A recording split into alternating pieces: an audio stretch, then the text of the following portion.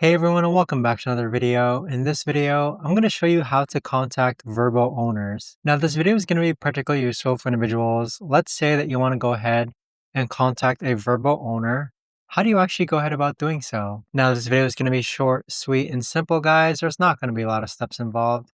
Now in order to do this, what you're first going to do is that you can click on a listing that you haven't booked yet. And then once you click on that listing on the Vrbo app and you give it a couple seconds to go ahead and load. And then once you're on that listing, this is what a listing on Vrbo will look like.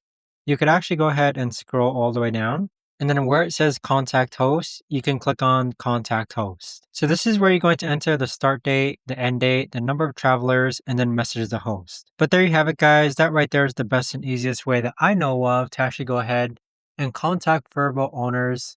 If you guys know of a better or easier way to actually do this, let me know in the comments down below. I would love to know. Thanks so much for watching everyone, and I'll see you guys all in the next video.